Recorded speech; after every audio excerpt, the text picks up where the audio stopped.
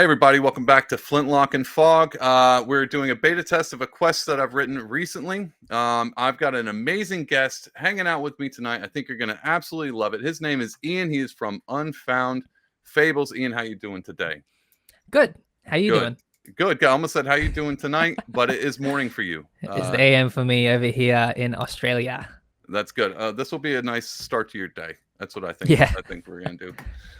So we're gonna do a game test. That was the worst intro of all time, but I'm not really worried about it because who wants to hear intros anyway? Ian, we're gonna start a quest. Most people watching this or listening, I've created a game called Flintlock and Fog. It's in beta testing right now, so we're just kind of working things out, working some math. What we have today is it's a one shot. It's a quest. It's gonna be part of a multiple larger one, kind of like one chapter in a book. But I just kind of put it together, and we're gonna play through it and just see how it goes, so we can make some changes, all that good stuff. Man, if you have any changes, since you're like a DM, like you do this is your thing. Yeah. I'm not a DM. So if you have any suggestions, anything like that you think will be good addition to the game, feel free to add. And anybody watching this, comment, be like, hey, this is awesome, or hey, this game is awful. I can't believe you just put Ian through that. So you can comment that too. I'm fine with that. If it's that bad, I'll just slam my laptop shut and You walk can away. do, yeah, and I'll just keep going by. We Yeah, don't just need him keep anyway. going. Let's just keep going. I'm gonna win this regardless. Yeah, so that's how that works, man. Do you have any questions going for? We've already in the back channel. We've already kind of went over everything, so we can just roll right into this. No question, chef. Awesome. Okay, sounds good. So I've got a little narrative. I'm gonna stumble through this. Let's see how well my reading is. But this will be the start of this particular quest.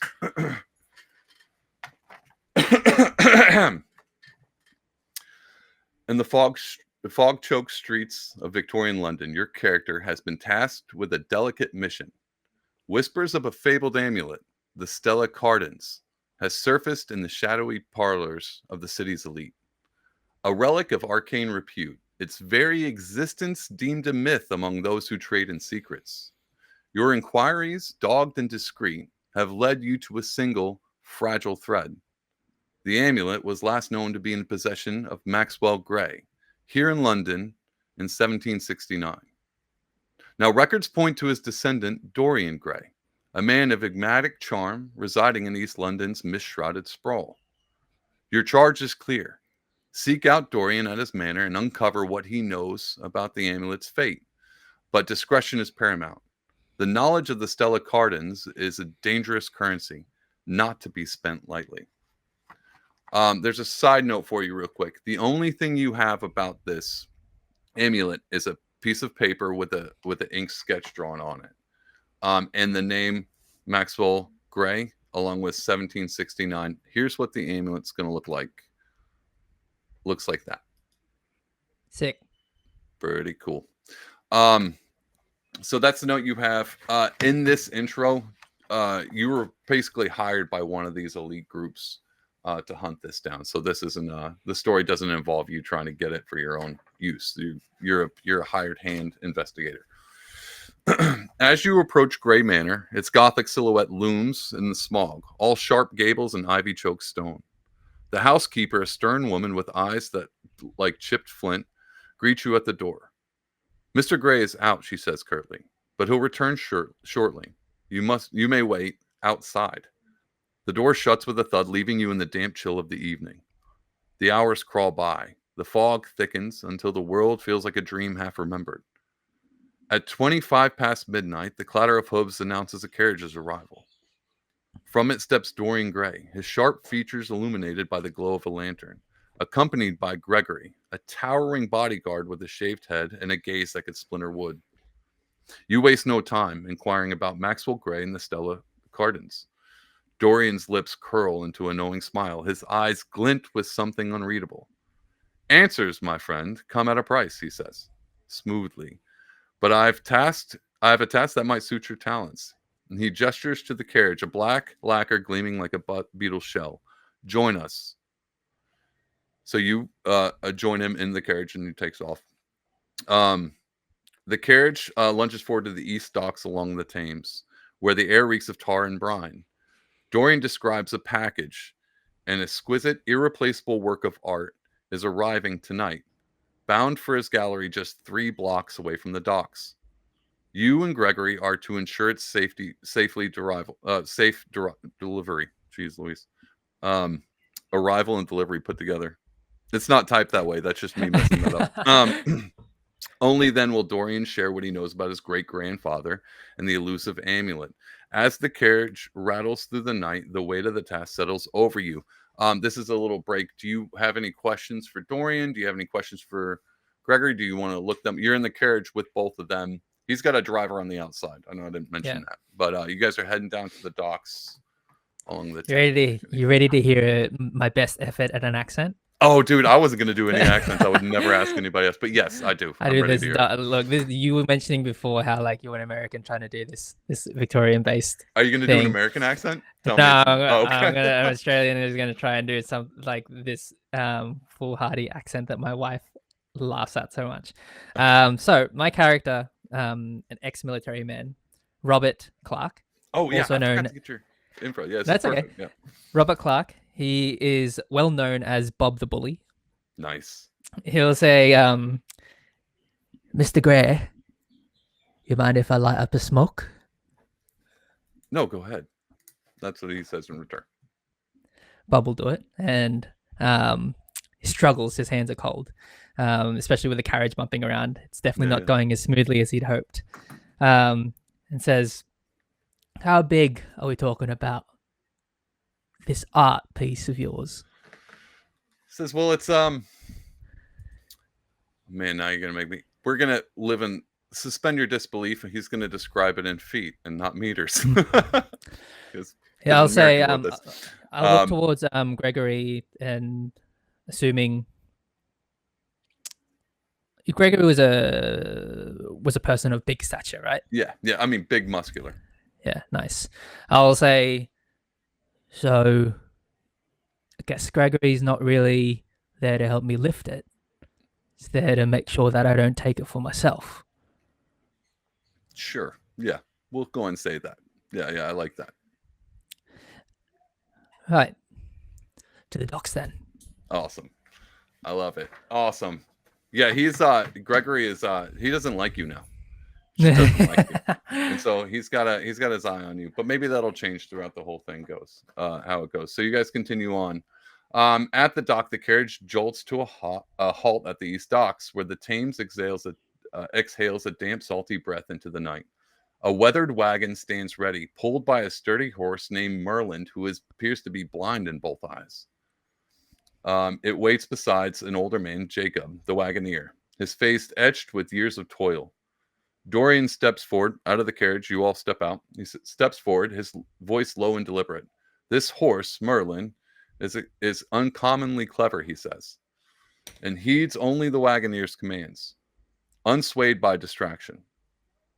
Dorian pauses. His gaze sharpens. Art can speak to the soul. Some pieces quite literally. This package holds such a work, and its devious effects demand your vigilance.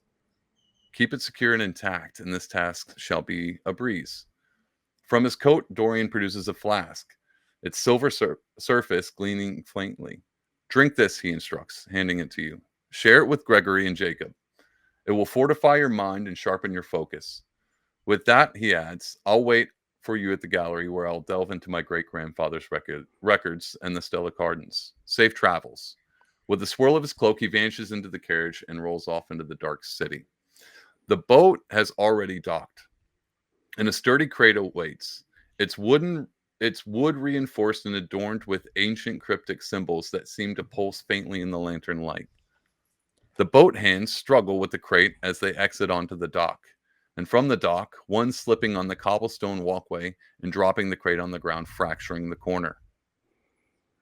Faint whispers are heard on the wind, but it's not something you can make out. It's just something you kind of observe. Gregory, with his massive frame unyielding, assists the boat hands in loading the crate into the wagon. See, that's why I couldn't comment on whether or not he was going to pick it up, because it's actually written into the story. You're like, he's not going to help me carry it. And I was like, well, no, actually he is. He absolutely is going to help me carry it. both hands of the loaded crate of the wagon. As the crate settles with a heavy thud, the quest begins. Your wits, the flask's strange elixir, and the cargo, your allies against the unknown, lies ahead. So here we are. Let me pull this guy up. I might have to reframe the screen because I don't know what I got it set as. Yeah, let's do one of these guys. All right, here we are. This is that's kind of well lit. That's good. I think it's. I'll explain things a little bit because this map is a little dark when I had it done up, and so I probably could have lightened it, but it's supposed to be at nighttime, and so I can change the settings to day, but I was like, that's not realistic. So here's the beach right here. This is where they came off the dock. This is where he slipped. Here's Gregory. That's Gregory. He's in the blue. Jacob. He's this blue one. He just fell off the carriage. The box in the back's the crate. We're gonna go with this white. That's you. And then here's a horse. This is Merlin pulling it. Now, you are gonna go in this direction. Jacob instructs you. Now, Jacob's the one, the wagoneer, so he's gonna be in charge of the wagon. Gregory informs you that he's gonna be on the wagon as well. It's up to you, because Gregory doesn't like you. He's gonna make you do all the grunt work. I'll sort of snarl a little bit at him and look up and say, Gregory, is there something I need to be wary about? Yeah, everything is what he replies with. Yeah, everything. This can get started. They're going to start moving. This is not a good presentation. This is north on the Thames. So the Thames running east to west. This is north. So they're actually going to head north, but for the sake of our gameplay, I'm just going to say west. Yep. Or is that even more confusing? Did I just make that more confusing? No, I'm happy with the former. If you just say north is okay. You're fine with the north. Okay. So you have you have to do multiple things at this point in time. You do have this elixir that Dorian gave you. You can because this is gameplay, I'm gonna let you. I'll respond as the characters, but at this point, I think we can. If you want to conduct them, I might put you in charge of how they go about doing this. So if you say I want to halt the carriage or I want to move the carriage, I'm going to leave that all up to you, unless you want me to go about that. How do you want to do it? I will. Bob the Bully will walk forward, sort of swirling the elixir in his hand. Okay. You're not going to share it with anybody? I'm just taking a small wander at the front first to see what's about. I'll open up the flask and just give it a whiff. Okay. You're not going to have to roll for that. It smells pungent. You can tell there's a little bit of alcohol involved in that, but it has a bit of a sweet lavender smell as well. Those are the. It definitely is. It's boozy. We'll say it's boozy. Intriguing. He'll take a swig and see if there's any lurking shadows ahead. Oh man, I had this potions written down. He takes a swig. It actually affects your willpower is +2.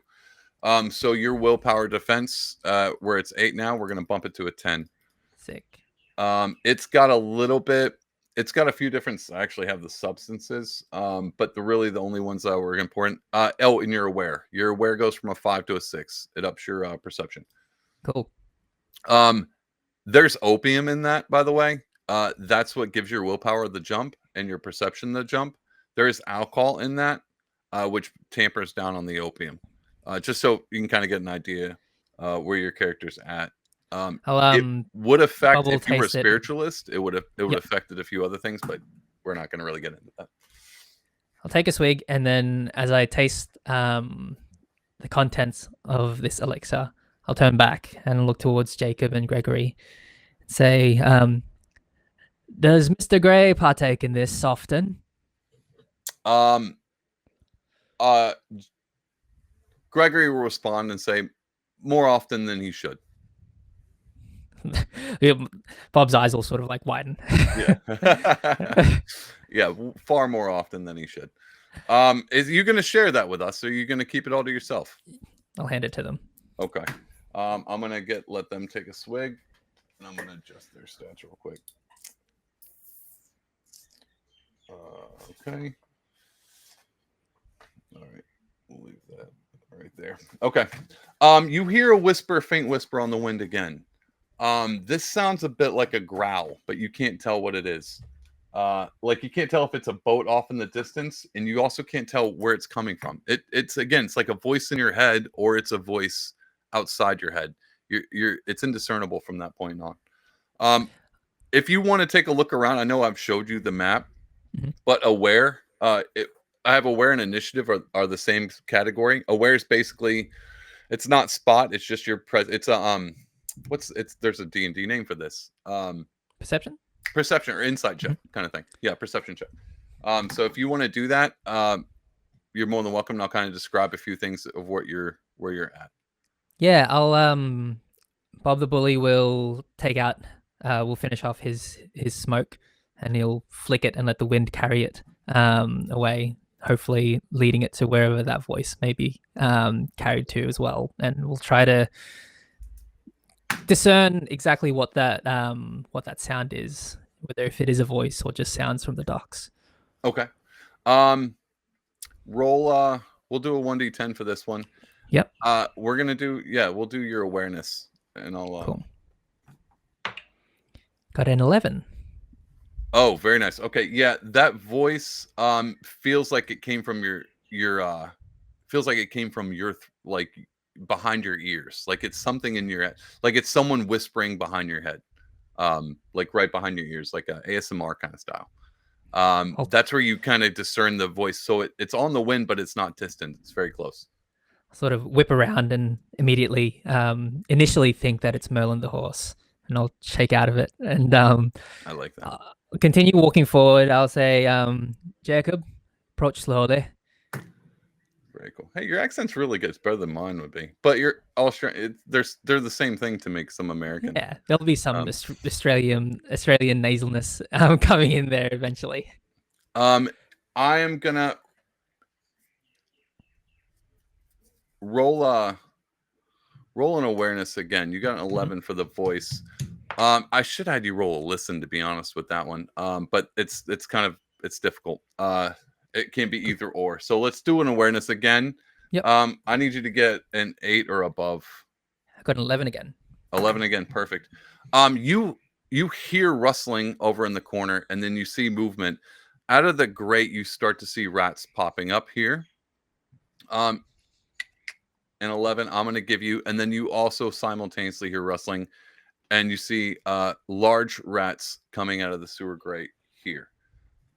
You're automatically, you can do what you want, but they're starting to pile out. I'll let you go with an action, or I'm going to continue unless you want to enter into a confrontation. Bob will actually. Bob is gonna see. Are there a lot of rats coming out, or just the two? There's 3 and 3. 3 and 3. I have it as. I'll give you a heads. I have it as an entity. It's a swarm of rats. So cool. There's 3 and 3. They're going to move as an entity. Definitely concerning, not just like random. Yeah. I'll sort of turn back towards Jacob and Gregory, and I'll just say, the plague, and I'll quickly I'll go into a confrontation. Okay, we're in confrontation mode. I'm gonna give you insight, or not. I'm gonna give you initiative. You and the rats, but because they were unaware of it, I'm gonna let them go after all 3 of y'all. Cool. So go ahead. Tell me what you want to do. I will use one of my abilities to essentially do. I'll just aim. I'll use my ability to aim to add a +3 to my attack. I like it. Their constitution's a 6. It's pretty high for a swarm because they're rats, and you're shooting at a group. So technically, you'd be shooting at like 3 and hitting all 3 of them at the same time. But you're military, and if you used aim, so it worked out right. Did you get above a 6? I got a 19. Oh, I mean, obliteration. We'll go with obliteration. I can describe that, but it's going to be gross.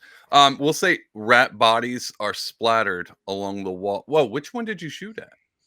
The one closest. Towards the east. This one. Yeah. So rat bodies you've hit all 3 somehow, almost as if you had a shotgun blast, and their bodies have splattered against the wall, ringing, echoing out throughout the square. So that bounced off the walls. It was a very loud bang. Maybe even to wake people up. It was very loud. But this group of rats, they're going to run this direction.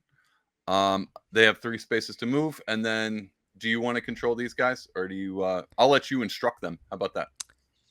I will turn back and say, Jacob, if you could keep Merlin away from the rats, that'd be great. Gregory, you got big feet. Stomp on him. I love it. Okay. We're going to go with Gregory first. He's going to hop down and move 3 spaces towards the rats. Merlin is going to, we're going to have Jacob veer Merlin back towards the grate this way. But it's wobbling the carriage because it's either back up or move. So it's kind of getting, jackknifed. And then it's your turn again. I will stand to the western side of Merlin, and I will load up another aim to the swarm of rats. Okay, perfect. You got one more action. Yep. That is that's a good one. 24. 24. Oh yeah, again obliterated. Yeah. Wait, did you just roll a nat 20? I did. Yeah. Oh man. Are there crits in this? Huh? Are there critical hits or something in this? Yeah, I always like because it's fun. I just don't know, how do I critical hit a group of three rats? You'll see. What would you do? Bob the Bully immediately flashing back to his time in the military. Okay. I think there'd be like a moment where like he and his military friends were like aiming at tin cans and stuff. Okay. Targets that were sort of close to each other, and maybe he reflects back to the time where he actually managed to ricochet very faintly on the bullets, and he'll do that with the rats. I love that. Actually, let's also do something fun. Temporarily, we'll add to your weapon proficiency for your small projectile, because that's overly like you just got a confidence boost of how good you are with a weapon. Yeah.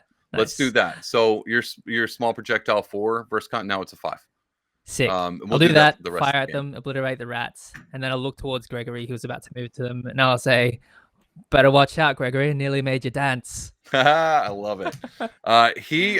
He looks at you displeased, and he's like, "Whatever." And then he starts to walk back through to the carriage, and then another set of rats comes out of this grate. Oh no! Startling old Merlin, and he backs up even more,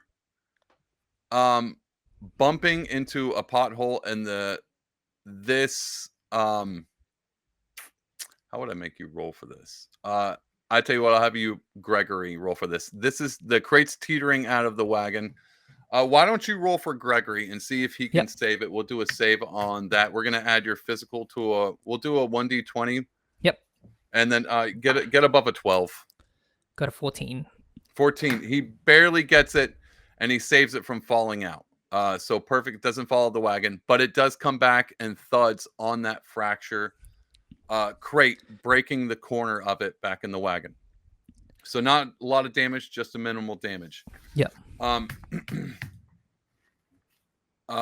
right, so we're going to go back. I'm trying to think rotation. We'll go back into you having initiative on that, since that was his turn. And Jacob's pretty much can't do anything. So you have initiative, and then the rats will go. I'll do the same. I'll go for the aim. Okay. I'll see the rats come out. More rats come out of the grate. I'm going to give you... So technically, this is all one confrontation. Yes, sorry. But I like where it's going. So I was like, let's just keep doing it. But you have the confidence. I'm going to take aim off the table, but you still have the +1 for the rest of the night. So it's... Yes, cool. We'll keep that. I'll just go for the shot then. Okay. Straight shot. Again, you got to get a 7 or up. Yep. 19. 19. Perfect. Obliteration. Again, all 3 of them completely decimated. All clear. But the shots ring out again throughout the town square. But you guys are in good shape. Okay. You guys are good to go. I would just kind of step on it. I wouldn't hang out here for too much longer in case any more rats show up. I'll quickly go to check with the other two, and then I'll look at the little the bit of damage on the crate. I'll look towards Gregory, and I'll say, "Bugger me sideways. Band-Aid's not going to fix that, is it? Let's get moving." Gregory looks at you and then looks around, as if he's confused. We'll just say that you see a glimmer of confusion, and like he's not sure what he just seems confused for a split moment, and then he snaps back into it. Yeah. All Come right, on, so Jacob. Let's go. we're gonna keep going. Okay. Let's get you close to the end of the map.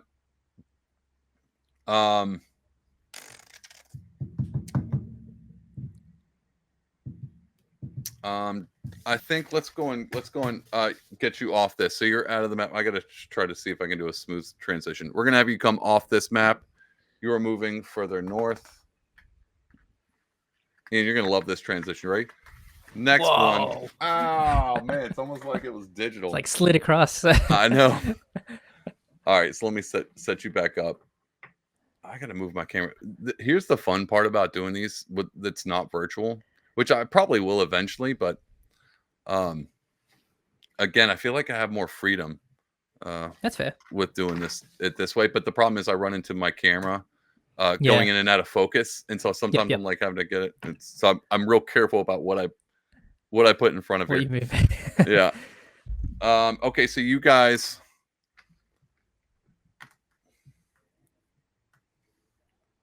have moved further north, and you are in Midtown at this point in time.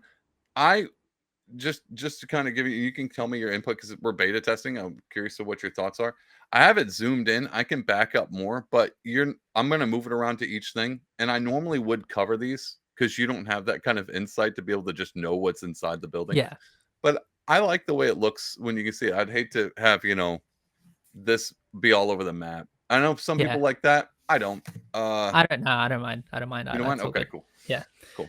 Okay, so you guys are in here, and as you enter into this, you hear howling coming from around the corner, but you're not quite there yet. We're going to move you over oh, you're kidding me. I just talked about it going out of focus. Look at that. Hold on. It's the rain. It's the rain and the fog. There it is. It's the rain and the fog. Exactly. It's very foggy around this corner. You hear howling coming from around the corner as you enter into Midtown. What would you like to do? Seeing as there are a few crates around, Bob the Bully will move forward to the north towards that pile of crates. This guy right here? Yeah, just take a bit of cover behind there and just try and peek around to see if I can see the source of that howling.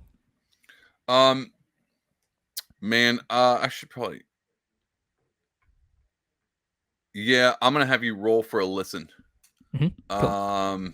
You need to get really like a 4 and above. So if you can get a 4 up. 3. So okay. Well, you hear barking and you hear squealing, like a lot of commotion from what it sounds like dogs, and it's coming somewhere from the west, but you can't really. It's bouncing off the walls, so you feel like it's coming from over here, but you can't tell because it keeps echoing off over this side. Yeah. In that case, Bob will move forward, seeing the grate on the other side of the crates, and we'll just try to cover it. Just those grates. With the boxes? Yeah. Is it heavy? Like, am I able to just shove them across, or? Yeah, I would make you roll your physical, but I'm not gonna. You can move them. But as you move them, I'm just trying to think of what I want. No, I'm gonna let you move them without them falling over. Cool. Actually, no. Roll 6. We'll see. Roll your physical. No, this is too much fun. Yeah, you're gonna add your physical trait to this. See if you can do this. Really, this is about kind of a dexterity move, but we're gonna go physical. This is a D20 roll. Let's do a D20, and I need you to get 11 and up. Cool. 13. 13. Okay, successfully move the boxes over the crate, covering them up. I don't have. Here, we'll do one of these. Since we're not really. You don't have the exact same map printed, but with the crate moved over one square. I did. I misplaced it before. That's a one crate moved over. Oh man.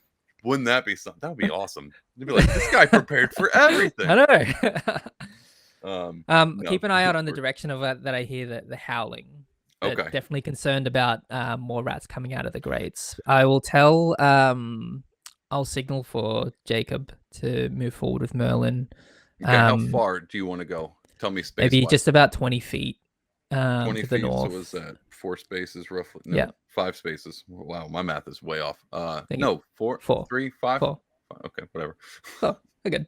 Oh wait, we doing meters or yards again? Meters. I totally forgot.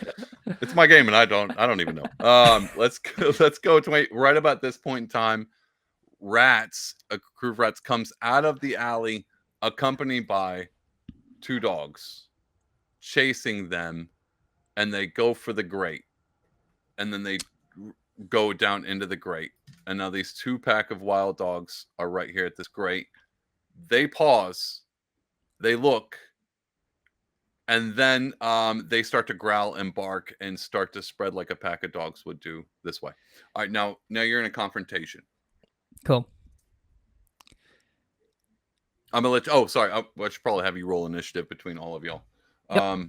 Let's do that. This is just between your crew. I'm gonna have them go. They pretty much just use their turn. So this is. I want to decide between y'all 3. So go ahead and roll for initiative, and I'll see. Yep. What it is. That's D20 adding. Yeah, D20 agility? adding your. No. Your initiative. It's aware and initiative's the same. Oh, wait, right sorry. At the top. Yep. So it's a 5. Yep. Sorry.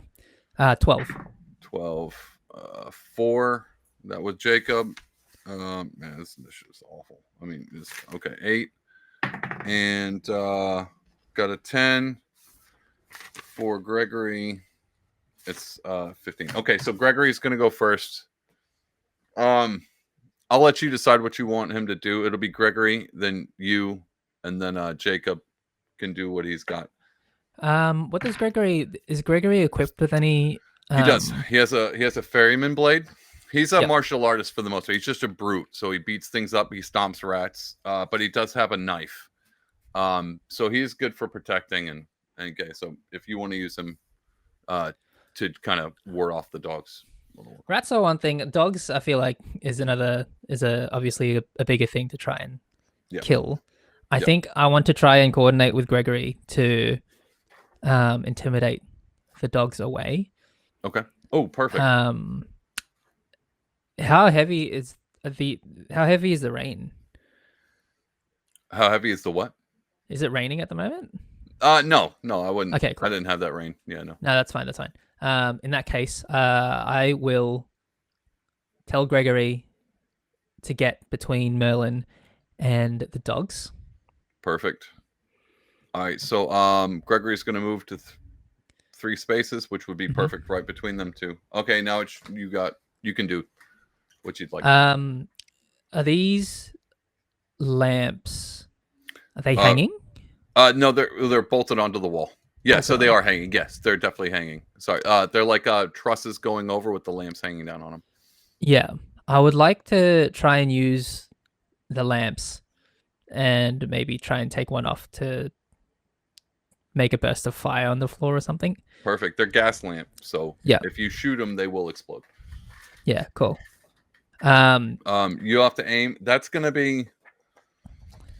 I mean, it's. I'm gonna call it a constitution, but you're basically gonna have to. Are you trying to? Which one are you trying to go for? This one or this one? If you go that's gonna hit Greg. Yeah. Probably the other one first. This one, and we'll say it's. I haven't put a range to it, but I would say it's probably like a 3-space range. So cool. It'll won't really hit them with full blast, but we'll say it does some damage. We'll roll a 1d6 for damage. How about that? That's cool. Fair. Okay. And it was you need to hit you got to hit it with. Yep. I mean, it's right across the way, so let's do a 9 and up. So get above a 9.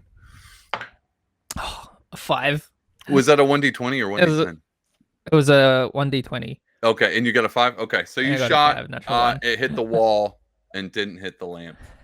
You still have another action, though. You can fire again. Yeah, I'll fire it again as a means. Hopefully that one maybe got the dog's attention, and I'll try to fire at the lamp again to try and make a small explosion to intimidate them away. I like it. Okay. 14. 14. You nailed it. It bursts with a big flame. Glass shatters onto the ground. This dog definitely jumps out of the way and backs up this direction, and then this dog backs this direction. But this one doesn't move much at all. It's very much locked into what seems to be Jacob. Yep. But this one definitely kind of like sparked its way and then backed up. Now it's Jacob's can turn. I move next to Gregory as well? That was your 2 turns. Okay, cool. Yep. So now it would be Jacob.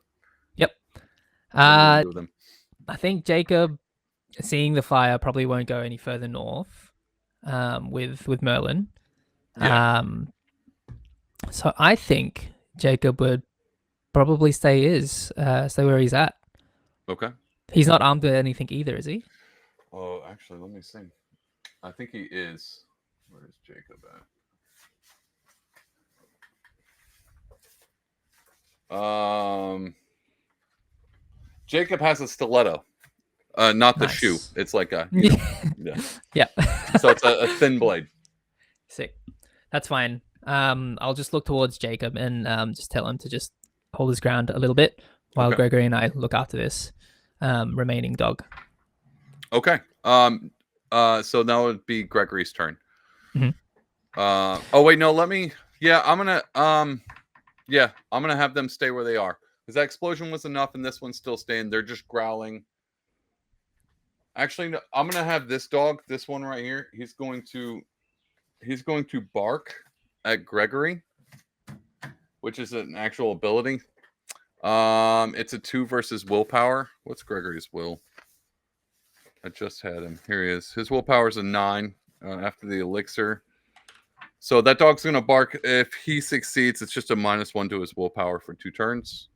The bark kind of shocks him. It's disorientating because it's kind of threatening. So we're doing 1d20, 2 versus a 9. So what is it? I got to get above a 7. 6. Nothing. He barks, but Gregory is unshakable. Unshakable. Yes. It's the ball pet. That's Gregory. Okay, now it's Gregory's turn, and then your turn. Jacob. Gregory will go in. I think the idea is like not to harm them as much as just try and intimidate them away. Okay. So we'll try to intimidate that final one away. Maybe he only has a blade, so I guess he's gonna go for the threatening jabs. I like it. Wow, Gregory's intimidate's actually 4. He's got a really high intimidate. Nice. Even against a dog, I guess dogs can smell that he has no fear, and so they're very intimidated.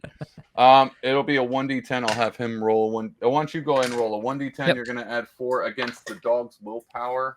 9. 9. Oh, I guarantee that was it. I don't know what's the dog's willpower is a 1. Yeah. Okay, so they are threatened. They're backing up into the alleyway. That was Gregory's turn. I'm gonna let you go. Go ahead with your turn. I'll make sure that they go away. I'll use I guess one of my actions to move. Okay. Yep. You get 3 spaces. In another action will get you another 3. So you could probably make it right over to the alley if you wanted. Can I still see if I use one action to move 3 spaces? Can I still see one of the dogs? Yeah, you can still see this one right at the end. It's a thin alleyway, but he's right there at the tip. You could actually probably still see him from where you're at now. That's fine. Almost a direct line. This isn't a crate. That's like an awning to a door. Yep. I'll move 3 spaces with all my actions, and I want to see from there on that dog as they back off to see if there are any signs that they are owned by anyone, or if they're just strays. Okay, you're gonna roll a spot. I need you to get an 8 above 8 or above. Nice. I got a 10 on the dice. 10 on the dice. Perfect. Okay, they're just strays. They have no collars, no nothing like that. But you do notice that the dog's iris, where it's normally would be black, is a pale color. So it almost as if they're blind, but he's not acting as if he's blind. Something has come over this dog, and maybe an illness, maybe a sickness. Yeah, you just notice that. Like that's not normal for a stray alley dog. Yeah. I'll stay there and make sure the dogs don't come out, and I'll sort of signal to Jacob to maneuver Merlin further north behind me. Okay, as you do that, roll I'm gonna have you roll a listen. Yep. You're gonna need a 7 and up. 2. 2. Okay. You again hear the whisper on the winds, but you didn't hear what it sounded like. Someone was talking behind your ears again, but Yep. you didn't make out anything. You didn't make out a single thing it said. But all of a sudden, Gregory, you notice Gregory, he's looking around as if he heard something. Pretty like he heard something, and he's kind of nervous now. So he's backed up because he's not sure what that was. The dogs immediately bark and come running directly out of here. I'm going to give them 2 spaces to lunge. Yep. All of this is happening fairly quick. And Merlin, he's blind. He's with Jacob. He's pretty steady, but Jacob hears it as well, and he motions to Merlin to back up. So they back up once. Technically it's 2 spaces because it's a horse, but you know what I'm saying. He backs up because he hears something on the wind as well. In that backing up, one of the wheels hits a rock and teeters again. I'm gonna have you roll of what happens with this. Okay. I tell you what, if you get above, roll a 1d20. If you get above a 10, you're good. If you get below a 10, it'll booger me sideways. An 8. You got an 8. Okay. It hits, and it was a big rock. It hits, it teeters, and then falls over on its side. 8's not very low. It's gonna stay in the wagon, but it definitely just smashed the side of it, breaking open that splinter on the corner, the bottom open even more so. Yeah. Roll. Actually, your willpower. This will be a roll against your will.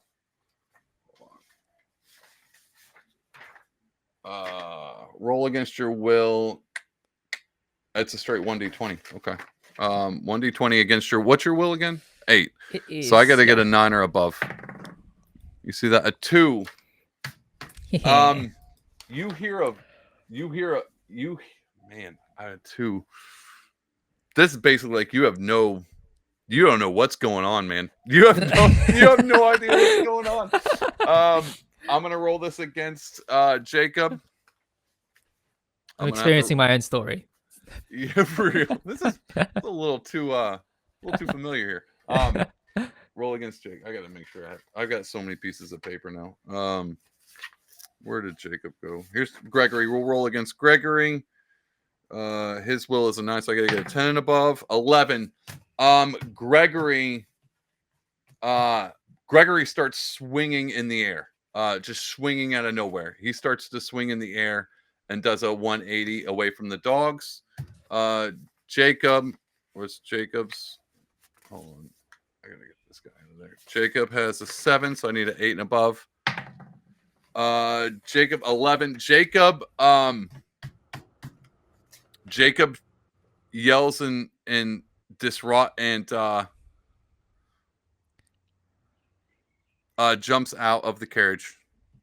He is dismantled. He's off the vehicle now.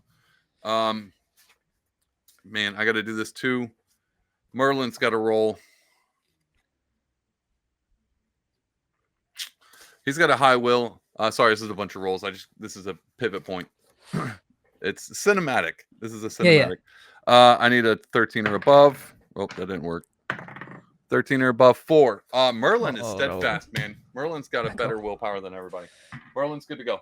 All right, that's that move. Now you're the only one.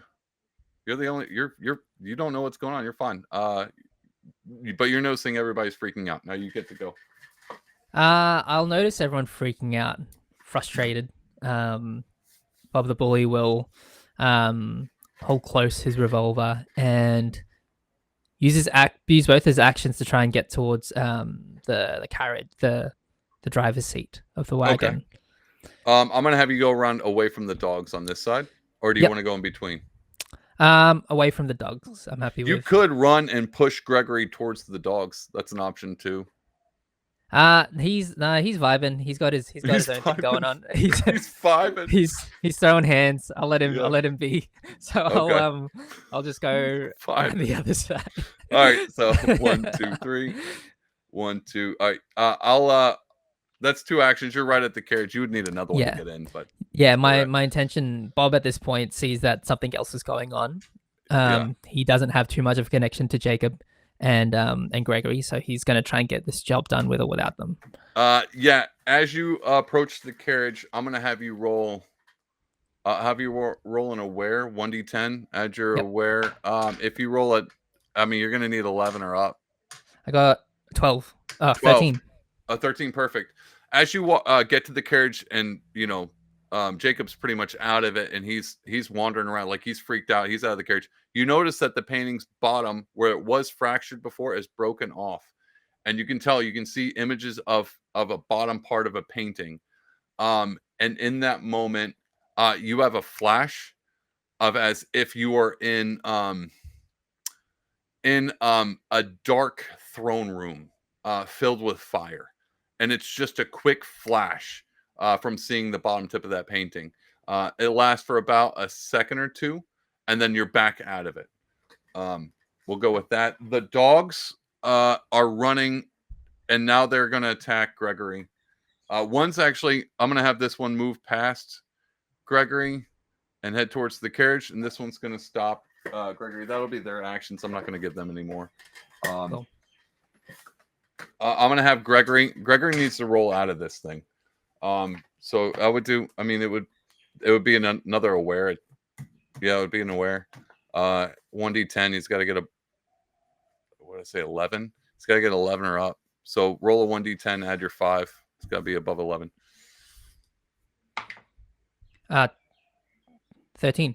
13. He's out of it. He snaps out of it. He's back in gameplay. We'll use that as an action. He gets another action.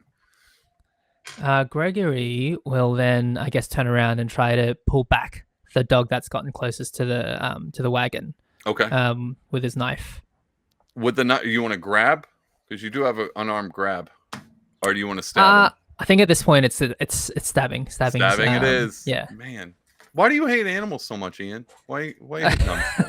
Hey, you wait. Merlin's next. Oh my god.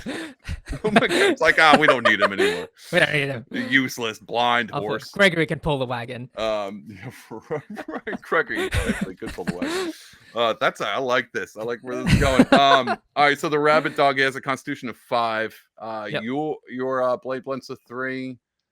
Yes, Yep. 3 versus constitution. So get 6 or above. 7. 7. All right, you stab the dog. He's got an HP of 10. Your damage is 4. All right, so he's down to 6 hit points. That's pretty bad for that guy. Okay. You stabbed him. That was one action. That was Gregory's action. Roll for Jacob to snap out of this bad boy. 11 and up. It's his aware plus a 1d10. I think 7 actually. Did you roll a 7? Oh, yeah. Okay, so he's still stuck in it. He's done running away. He's over at the tip of the edge now.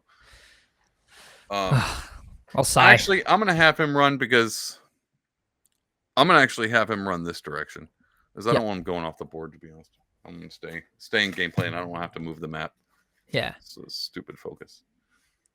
Come on now. While I work on this, it's your turn. Okay. I'll look towards Jacob running away. Sort of grunt, and then I will. Yeah, I'm gonna try and helm the wagon. You got it. And you remember in this moment, Dorian said, the horse will react to anybody who's wagoneering. And so once you're in it, he'll listen to whatever you got to say. So one action to get up, you get another action. You guys can move. Again, he can move. He can sprint with a wagon. I'll give you 4 spaces. Cool. I will look towards. I'll call to Merlin. I'll say, Merlin, just follow Jacob. Okay, I like it. And then he's gonna move. We're gonna go ahead and bring them over to here. He's gonna run up next to. Well, actually, this makes no sense. He's blind. You can't say that. Let's just assume that he knows Merlin's what you blind. mean. Right? Yeah. Yeah, Merlin's blind. Move towards Jacob. He's like, what Spell him out.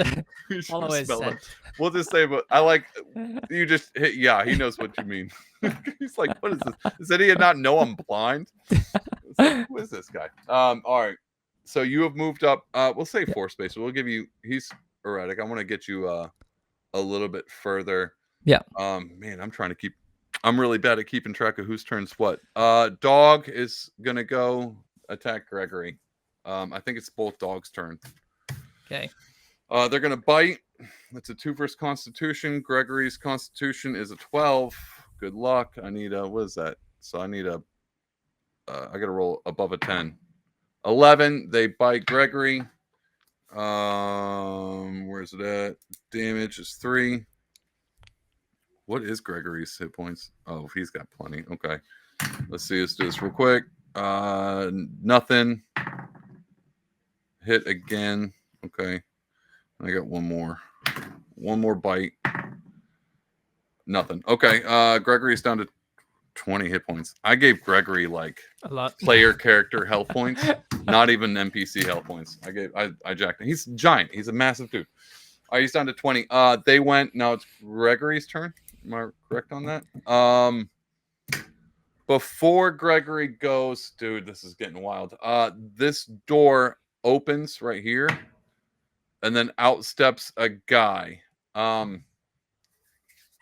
You notice that rolling aware. We'll see what you can see on him. Yep. Just to kind of get, that way you 13. kind of get an idea. Oh, 13.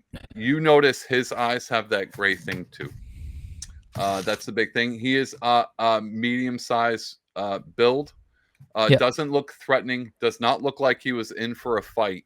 Looks like your normal average Joe. And you also notice that this is a pub, and it's around midnight. So he is rushed out of the door, but he's unarmed. He's also unarmed. Okay, he's in gameplay now. Gregory's turn. I'll try and get Gregory to jump back onto the wagon as we try to make an escape. You're right here. I'm gonna say an action. Gregory's jump. Let me see what Gregory's jump is. Gregory's jump is a 2. 1d10. Man, that seems like a pretty easy. I would say like what? I would say a 6. He's got to get a 6 or up. So he's got to roll a 4. Yeah, he's got to roll a 4. Oh, 1d10.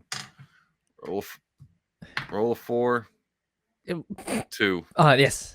No, he needed to roll a 4. Fuck. He needs a 4. Yeah. So he goes to jump and he misses. He doesn't fall down though. We'll keep him up. He gets another action. He can try again. I know it makes no sense, but no, I'd like him to try again if he snapped out of it for the sake of the package. Yeah, I'm trying not to hit any of these characters over here. Another 2. Man, another Gregory. 2. That might be my roll. So he misses again. He is not getting on this carriage very well. Okay, that's his turn. Jacob, he's got to snap out of it. He's still in it. Yeah. Freaking thing. Let me see if I can get this to come back. There we go. Nice. All right, 11. He's got to roll an 11. Oh, 1d10. Got to get above 11. Yep. What was his? 5. Yeah, sorry, it's 5. Oh, 11. I rolled a 6. Okay, perfect. So he snapped out of it. He's turned around. He's like, oh, and he's traumatized. Whatever he saw and heard really messed him up, but he's out of it now. And he notices Merlin, and it kind of brings him back a little bit more. So he's good to go. He's back to normal. Okay, your turn. I'll look towards Jacob and I'll say, when you're ready, we need to get out of here. I'll sort of like gesture to him to come back onto the cart, the wagon, the helm, and I will turn back and try to take a shot at the dog east of Gregory. Yeah. You got it. Oh, okay. Dog east of Gregory. Dog, where are they at? Constitution is a 5. Yep. So you got to roll a 1d20, get above a 5. 11. 11. Boom. You hit. Yep. That dog, and it is what's your damage again? 5. 4. Okay. Yeah. A 5. No. Yeah. Damage under 5. Okay. Yeah. He's pretty much out. He's not dead though. He has 1 hit point. He's broke out whatever spell. He takes off running. Well, technically it's not his turn. But you get the point. I'm going to have him turn that way as if he's going to run. Calling out to Jacob, I'm going to count that as an action. So that was your other action. Yep. Next is the guy in the bar. He's running towards the carriage. He gets about there. Gregory's turn. He's still fighting a dog. This dog's pretty close to being dead. If he hits him, he's not running away. I can tell you that. I think that's what Gregory's going to do after like 2 failed jumps onto the cart. He's just going to try and finish off this dog. No, Gregory, he can try to just kick the dog. He doesn't have to go for killing blow if he's just a kick. Just a kick. I take that back. Gregory's kick is 3 damage. He could kill the dog. My chair just broke on me. He doesn't know his own power. He's gonna go for it. What is the dog? It's 5 again. What's his unarmed? Gregory's unarmed. Oh, because he's a martial artist. That's his study. Yes. This is like, he might be better off stabbing him. He might have a chance to miss. It's a 6. Okay. No, it's 5. I'm sorry, 5. I have to roll a 1 and above. So unless he 13, if he critical, that would have been the only way. He kicks the dog dies. Kills the dog with a kick. Oh dear. He does look like a full roundhouse kick. His martial artist came out. He doesn't know any lower. He's just the head off the dog. So he doesn't know he does a full roundhouse. Yeah. I love it. All right, so that dog's taken care of. That was Gregory's one action. He's got another one. Does Gregory have anything to try and I guess debilitate this other person? He's got a very as far as he does have he's got break nose or anything or knockout? Yeah, he does. He actually does have break nose. He's got jarring strike. That's just damage. He has break nose and break wrist, but that would be a disarm, but the guy's unarmed anyway. And he has strike, but you can't use any. You wouldn't be able to use these for an extra action. You'd have to. Yeah, he has to move. You can use it. I'll let you use it, and then it'll be applied on this next turn. You see what I'm saying? If you were to I want to use break nose, and then his next turn around, he can just attack, and it'll be added. I think he'll just use another action to try and jump back onto the wagon. Okay, what did we say that had to be? It was 4. He had to roll a 1d10 4. 6. He is on. Nice. He is on. He's on the wagon. We're gonna put him back up here in the front, up there. All right, Gregory is on the wagon. You guys are on. It's Jacob's turn, and then your turn. I'll get this dog runs away. By the way, he's out. Both dogs are out. Awesome. I'll get Jacob to jump back on the wagon if it's not too crowded. Okay. Yeah, he's gonna move, and then I'm gonna make him roll a jump as well. I'm gonna keep that 4 going. 2. He attempts to jump. He doesn't make it. That did hit the horse. Do you want to re-roll? Because that didn't count. Nah, that's right. It rolled on the table. That's fair. All right, I like it. Okay. Daggum, stupid thing. All right, so he is not on. It's your turn. You can do an assist. I tell you what, if you want to give your action as an assist for him getting up, I'll allow that. Like your action would be reaching out a hand, and I'll let him roll again. Yeah, I will. I think I will. Let me do it slower. There it is. Nice. Okay. We'll do. We'll add your physical. Let's add your physical to instead of his jump. Yep. So I really has to be a 2 and above because your physical's 3. Right? I said 5. His jump was 1. Yeah, so that makes sense. Yep. 1, 2 minus. Yeah, so a 2 and above. Yeah, 2 and above. 6. All right, so you help him up. That was one action. He is in the carriage as well. You're still commanding. You get one more action. You can do whatever you want. You can move. You can shoot. You can do whatever you want. I am going to. I don't know. This guy looks like he's out of it as well, so I don't really want to.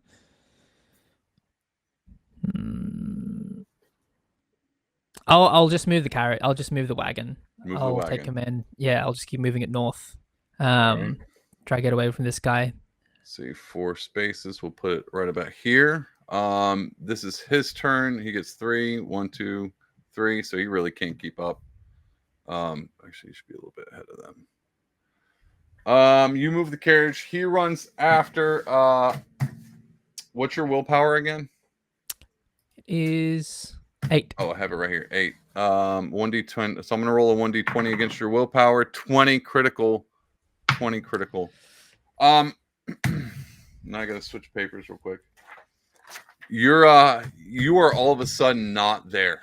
You are inside of what seems to be a dark castle. The walls are on fire, flaming around you.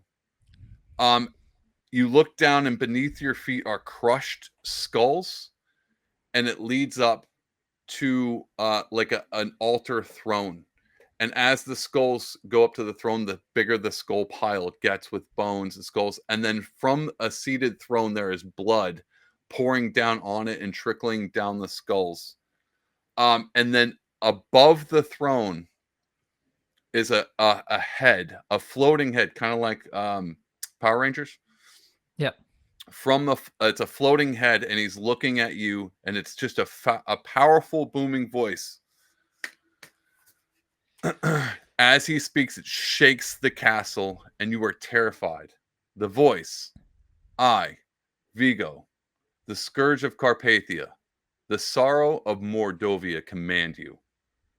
On a mountain of skulls, in a castle of pain, I sat on a throne of blood. What was will be, what is will be no more. Now is the season of evil. You're gonna take 4 damage. Oof. And you're gonna snap out of that. Shake out of it, and I'll look back to the other 2 and try to like remember where I am. I'll look at my feet, like it, thinking that like the rickety wooden texture of the card is the bones and the skulls, but I'll snap out of it. I love it. This is one of those things where I threw these in there. This is an Easter egg. I don't know if many people would pick up on it, and I almost threw the image up there. Just in case anyone's wondering where I got that from. Oh man, I'm trying to think what would be the most creative DM way to reveal this, but there really isn't, man. Do you know who Vigo the Carpathian is? No, I do not, unfortunately. Ever seen Ghostbusters 2? Yeah. It's the painting. This is the painting. And that's Vigo. That's straight from the movie. Yeah. So Dorian You said Gray Power Rangers, and I thought of Zordon. Well, that's because in the movie when he's painting, it's the big head floating above it. Yeah. And I was like, no one's gonna get this reference. And I was like, well, maybe somebody. I was like, I don't even know if I would quite, but I think I was the guy. But that's that Mary Poppins thing again, where I was like, well, just throw this in there. Now, if people were gonna sue me, that's a different Vigo. But between me and you, this is Ghostbusters 2, Vigo the Carpathian. That's why we were like, how big is the painting? And I was like, God, well, that big painting was massive. I was like, how big is that painting? All right, cool. All right, so that was the flashback. It's Vigo. He has to roll against everybody now. We're gonna do 10. What was his will? Somebody's willpower was pretty high. I think Jacob's. So he's tranced again. That was Jacob's trance again, and now we got Gregory is a 9. 5. Gregory is still here, so he's not. So Jacob is in the back with the painting. He's tranced, and he looks like he's about to start to try to open the painting. He's like trying to shake and rip open the painting. Okay. Okay. This guy's still there. Now it's your turn. I'll turn around and see that Jacob's gone crazy again. Oh. And how big is the damage on the crate? So a whole chunk of the bottom is there's a crate, and there will be a lid, and the bottom, let's just go and say a bottom 3 inches is pretty much broken, and so it's revealing the bottom 3 inches of the painting, which is not a lot, but that's enough for whatever ancient script was written on it to break through. Yeah. Fair. It's not full power, by the way. If he does open that, it's gonna get worse. Okay.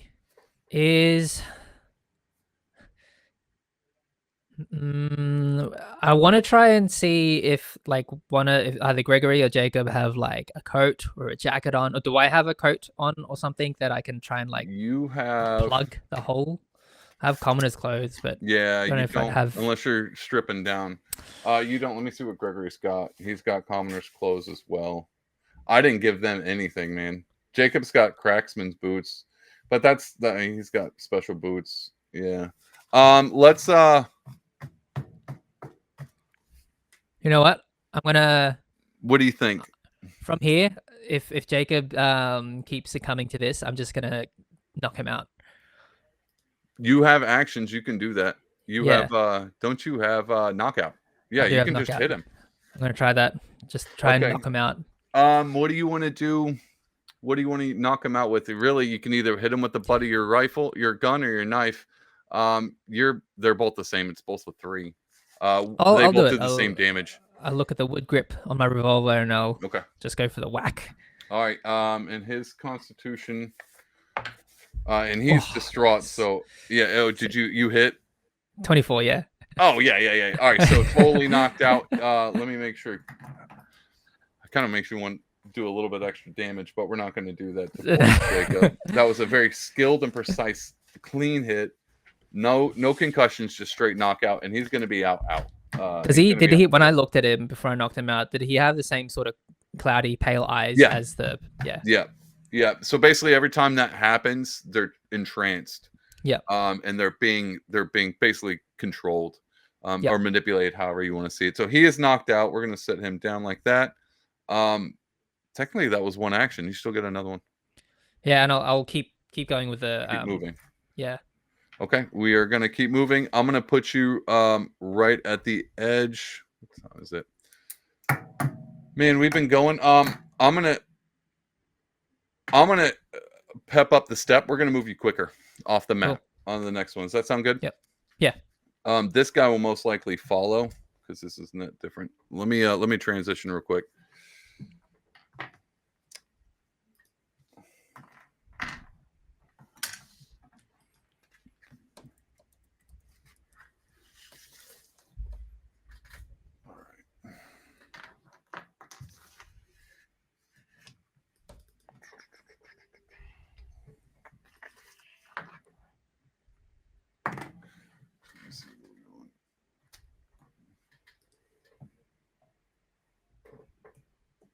Merlin. I'm going to put you guys right here. Whoops. I got to add something real quick. Put carriage. We're not going to do the horse.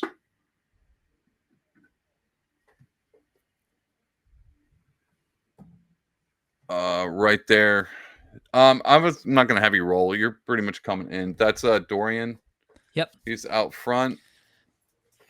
He is out front, and you guys have moved in here. You're technically, you can't see him, but you're still technically in a confrontation. Yep. I'll let you take a shot at him, even though he's not on the map quite yet, or you can just move, however you want to do that. I think I'll move. I'll definitely move instead of taking a shot.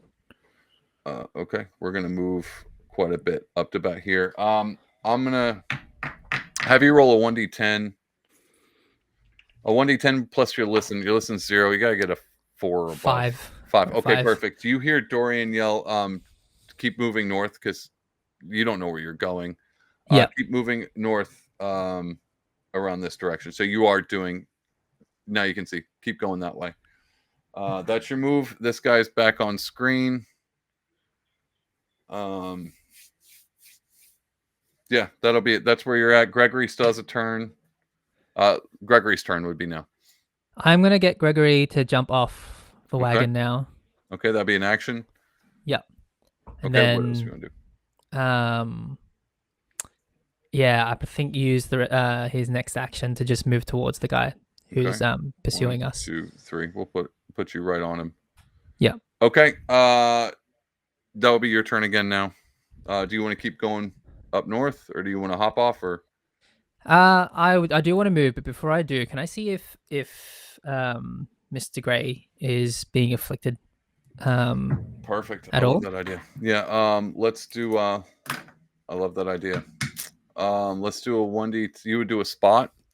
Yep. And you're pretty close. So let's go with a 5 and up. What's your spot anyway? 0. So you get a 5 and up. What'd you get? I got a 1. 1. Okay. So you can't tell. You can't tell the size. Okay. I look towards him. The cart's sort of bumpy on the cobblestone, and I'll just use my next action to keep moving. Okay. And then we'll move you up and around right about up here.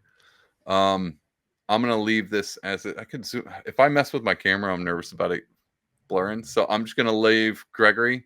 Yep. And you guys, right? I'll move the map this way, and then we'll cut scenes or whatever. All right. What do you want to do with old? No, it's this guy's turn. He's gonna take a swing at Gregory. Where's my guy at? Oh, over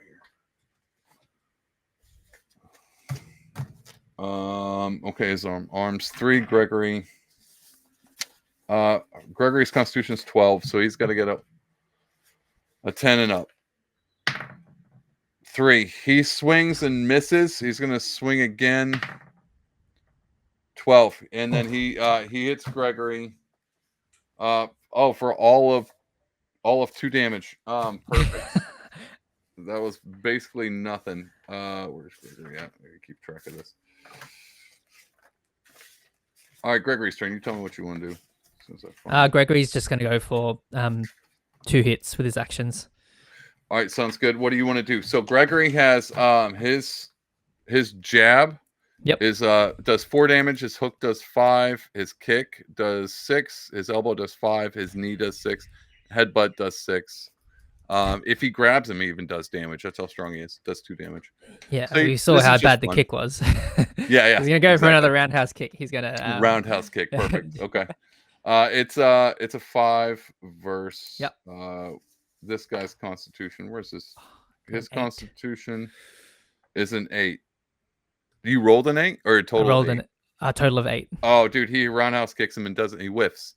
Nice. But he can do a double roundhouse. Although I feel like that's too many. I'll let him throw a punch. That's going into Street Fighter. that's hardcore. I'll let you do like an elbow throw, punch, anything like that. Well, an 8. Wait, well, he has +4. Yeah, +4. Did you not add that the first time? Yeah, his unarmed's +4. 4 plus your roll, and all you had to do is get. What did I say again? Where'd this guy go? Oh man, his is an 8. So all you have to do is roll a 5 and up. Yep. I rolled a 4.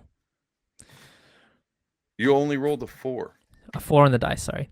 Yeah. So you still missed again. Yeah. All right, you need 1 more. Okay, so you missed both times. Wow, for a martial artist, you're awful, dude. There's a lot of flair first. Like a martial art, it's all about the art. Gregory's, right. Yeah, he's trying to show off first, and then he's going to go for the lethal punch. Yeah, that's absolutely right. So this guy's going to go for his swing against Gregory. He's got to get 2 and up. Yeah, he misses. That's a 5. What does he need to get? I think he needs to get he's got to get a 10 and up. Yeah. 16, he hits Gregory again for 2 damage. Oh, Gregory. Poor Gregory, dude. This guy is awful. All right, now try this again. All you need to do is roll 1d20, get a 5 and up. 11. 11. Are we roundhouse kicking?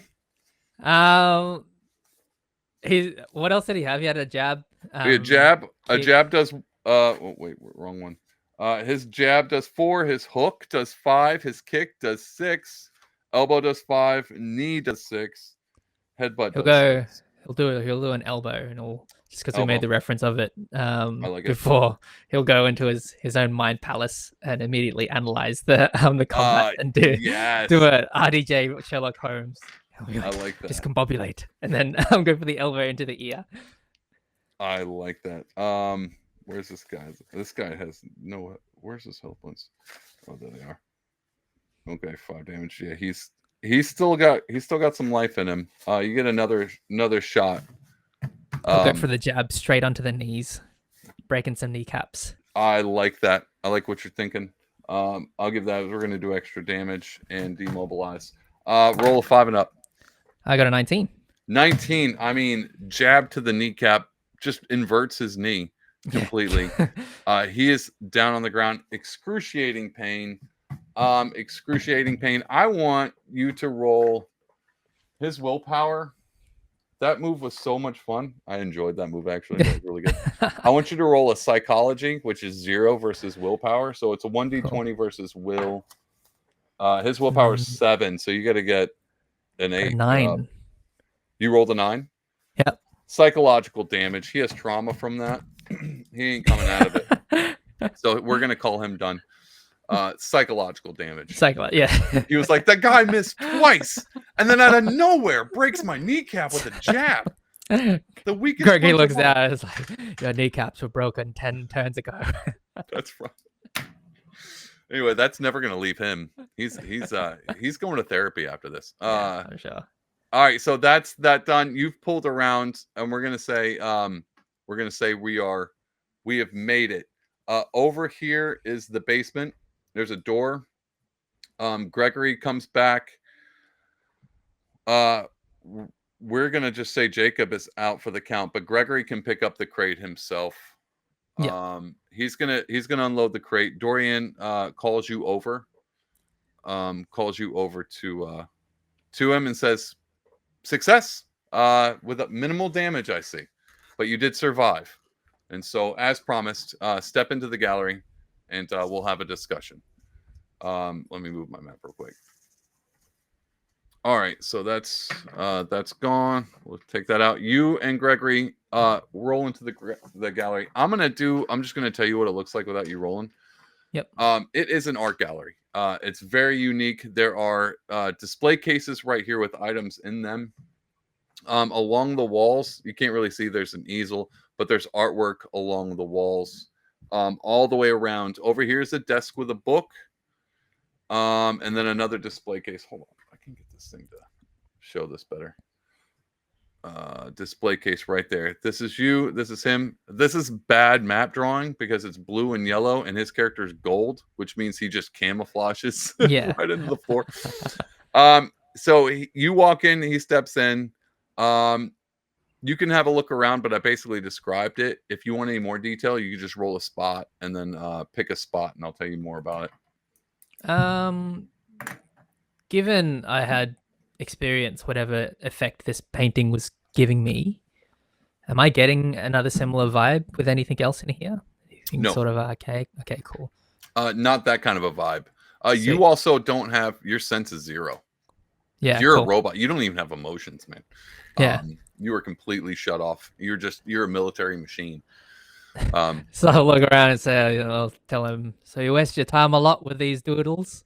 He says very clever. But as you can see, there is more to meets the eye when it comes to art.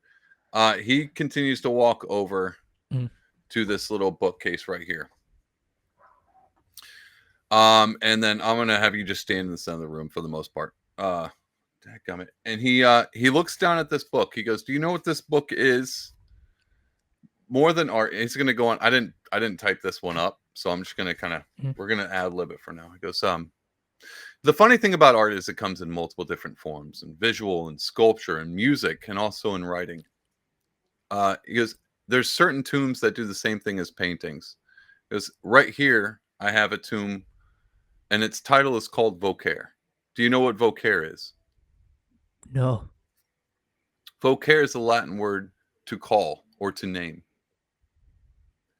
And it has special abilities with it. And he turns around and goes, the funny thing about a name is, the last time someone came asking about my great godfather, I was strictly informed for them not to leave that room. And then the door opens up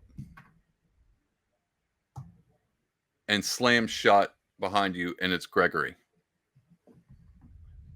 And Mr. Gray says, I appreciate your service, but you will no longer be needed. And he continues to walk out. He makes it 3 spaces. Confrontation's on, buddy. You and Gregory. Oh, man. Gregory, I thought we were friends. I'm gonna have you roll initiative. He's gonna roll initiative. Okay. He's been waiting all night for this one, dude.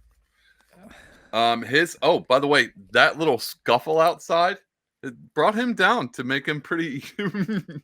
all the times those jabs got it on him. Yeah. There's that dog He's bite. yeah, that too. But he's already in bad shape. His initiative's a 5. Plus 6. He's got an 11. What do you got? 12. 12. Okay, so it's your turn. Have at it. Probably should have I'm gonna disarmed you, but he was busy carrying a painting into a basement. I'm gonna look towards Gregory and then sort of furrow my brow and say, Gregory, my boy, you're about to find out why they call me Bob the Bully. I like it. I'm gonna go for the hand shot to disarm his knife. Oh, I love it. Okay, hand shot, and then that's 3 damage on top of that. 13. 13. Is that the total? That's perfect because his Total. constitution's 12. Nice. You hit doing 3 on top of what's the 5, so 8 damage. Yep. And you shoot the knife out of his hand, so that hand it's shot his hand, so he can't use that hand to swing either. So he's got one left. His left hand, which is not a strong one. Nice. Take my strong hand. It's not that one. Okay, now it's his turn. He's going to use one action to kind of recover from that and hold his hand. And then he's going to use this next action to rush towards you all the way up. All right, so he is dead front. It's your turn now. I'll see him rush towards me, and then I'll be a tough guy and just drop my gun, and immediately pull my fists up. And I'm going to try and go for I'm going to try and break his nose. If he's rushing head first towards me, I'm just going to try and fully headbutt him to break his nose. I like it. I'm going to dropping your gun that's a bold move. I'm going to not take an action for that. That's good. Okay, so we're going to use break nose, and then what do you want to do? Out hook or jab? More of just like try and go for like a headbutt. You want to do headbutt? Yeah. I love it. Okay, 5 damage. So you got to roll. It's a 3, right? It's 3. Yeah. 3 versus 12. So you've got to get a 10 and up. Okay, I'll see it. Like he'll expect the jab, or the fist coming in, but I'll use that. Do you want roll it 1d10 bluff with this then? Okay, cool. And his willpower is still pretty. It's 9. So if you got to get, what's your bluff? What'd you roll? I rolled a 1. Oh, 1. Okay, yeah, you did not. You did not. He didn't fall for it. But I'll let you continue with your 1d10. Okay. So you've got to get a 10 and up with your 1d20. Got a 17. Okay, you hit you got him. We're doing break nose, 5 damage plus 5.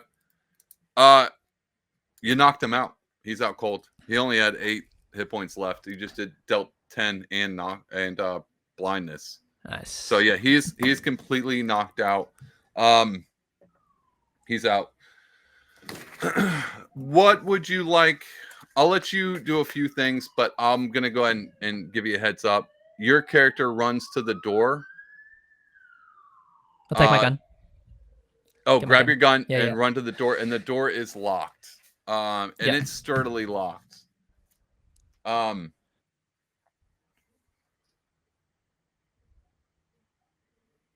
Yeah, I'm not, man. This could continue to go on, and I think it would for the storytelling, because I want it to. But there's something I want to do special for this game, so I'm gonna have you. The door's locked. You can't get through it. I'm not gonna let you even attempt. It's locked. I mean, you don't have pick locks anyway, so you weren't getting through it. So I'll just save you some time from fighting with that. And I don't have a dungeon map. So we were SLO with that one anyway. I did have the map where the crate was moved, the one crate, but I don't have the dungeon map. Oh, good. Okay, so he's knocked out. You are in the art gallery. There is more than meets the eye to this art gallery. So have at it. Actually, I'll tell you what, I'll let you roll an aware. Let's start this off this way. Roll an aware. Yep.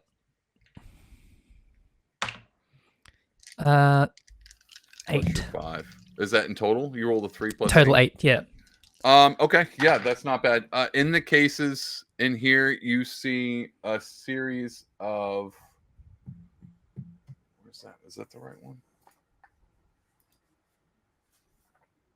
A series of items that are accessories in this one. Like you see a compass. You see I forgot. I don't know. All my paperwork, I lost the list, so I'm trying to remember off the top of my head. You see a compass. You see a quill. You would see a necklace and a pocket watch. And then over here, there's a series of hats. There's a bowler hat. There's a top hat. And then there's a stovepipe hat. And then a newsies cap inside this. The artwork all over the wall seems very, very unique. I'm gonna have you roll it one more time. Yep. Roll your awareness one more time. 7. 7. You feel called to the book. You feel called to the book, the desk over here. I'll look at all like the other something's things calling to you from it. I'll look at all the glass case, whatever's contained in the glass, and just Okay. peruse them a little bit before I wander over to the book. Okay.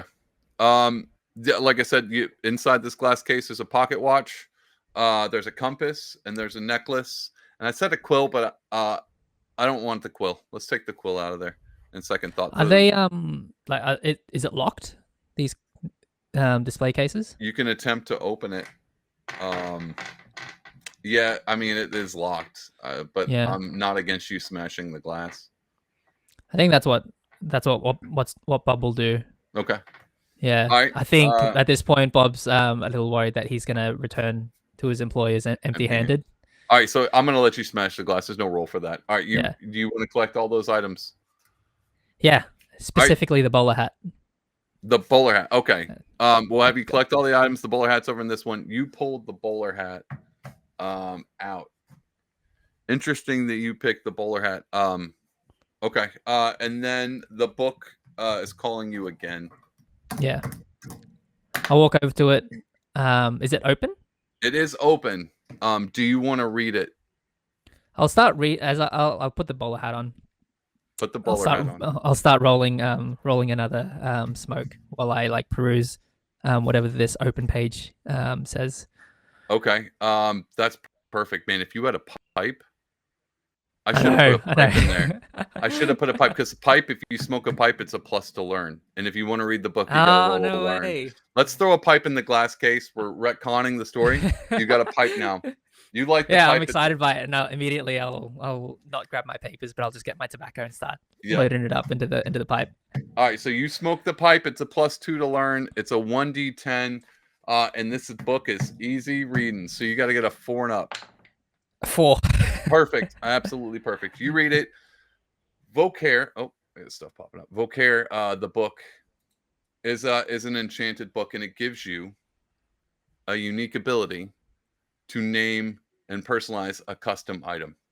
And so what I do with my beta testers is, because you're part of the beta testing experience, I was going to let you pick any item out of that case.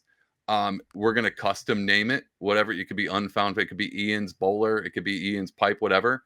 And it's going to be a canonized item going in the player's manual with stats that you get to help pick. So that's kind of like, hey, thanks for playing. Here's a cool official canonized item that other players can add to their games. Cool. What do you want? Which one do you want? What do you want to name it? I like can we do, just because I used the tobacco before, let's do the pipe. Okay. We'll call it the bully's pipe. The bully's pipe. I love it. Maybe in addition to intimidating, you can learn maybe a weakness of another person close by or something. I love that. Okay, so let's do because rolled pipes they already have a +2 to learn. Yeah. So we're gonna up that learn a little bit. We're gonna go +4. This is a unique item. Let's go +4. Cool. We're gonna add to intimidate. Yeah. It's a pretty intimidating pipe. These stats aren't very high. Do you want to do a +2 or do you want to go higher? Which one would you prefer this pipe do? Intimidate and learn, and on top of the learn a weakness? I think probably more intimidate. And more intimidate. So let's go. Yeah. Let's go 3 learn and 4 intimidate. Yeah. There's also, there's an ability that you don't have, but investigator has it, called spot weakness.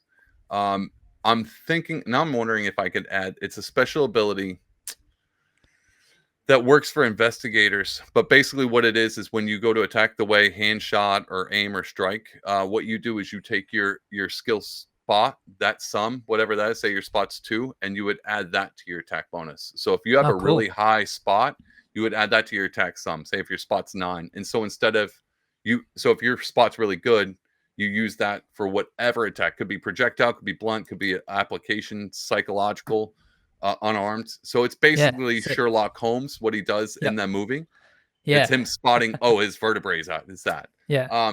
That's already an ability. I think if you smoke the pipe, you permanently get the ability, even if you're Yeah. not. How do you think? You're a DM. How would this work? What makes this? How would this work? I would say, like, if you had maybe just if you're using the pipe, probably not if you have it. I like it. You use the Um, pipe. If you use the pipe, you get all of these and that ability to use. yeah, I like yeah, that. Okay. that's cool. Because then, like, if there are parties, or if there's a group of players and none of them have that ability, that could be very helpful. That's what I Lets was them branch thinking. off into Into another realm. class. Yeah. Yeah, the only 2 people that have that right now up to level 10 is the investigator and science. Those Yeah. 2. Outside of that, no one else has that ability. But now they could. They smoke a pipe. And if you're in the middle of a battle, which is actually, so this is kind of baller. Say you're in the middle of a battle or confrontation and you stop and light a pipe. Yeah. Not only do you get that ability, you also get +4 to intimidate, which you don't get. And that's all one action. One action Yeah. and you get all of it. The good. bully's pipe. The bully's pipe, man. All right, that's an official item. We're Woo-hoo. adding it to the books. Thank you for playing. But before we go, above the book, there's a large painting, and you just so happen to catch your eye that there is a man off to the left, and he looks a lot like Dorian Gray, very similar to Dorian Gray, and in his hand is an amulet. That's your amulet, the one you are looking for. And then off to the right side of Dorian Gray is a man in a priest robe, and he's like holding out his hand as if to receive the amulet. And behind him is an angel, like in the distance, almost as if appearing inside with the clouds, like a Puron angel with the wings, with the halo and all of that. I'm not gonna make you roll for that. But there's only one thing wrong with this angel that's behind, like in between where the amulet's being passed off. The angel has fangs, and you're not super familiar with that. The angel has fangs, and then we'll leave it at that. Man. That's the end of this campaign. That's this one shot. Ian, thanks so much for playing with me. I appreciate that. I hope you had fun. Like I said, I try to make it. We bend the rules, and I got a ton out of it.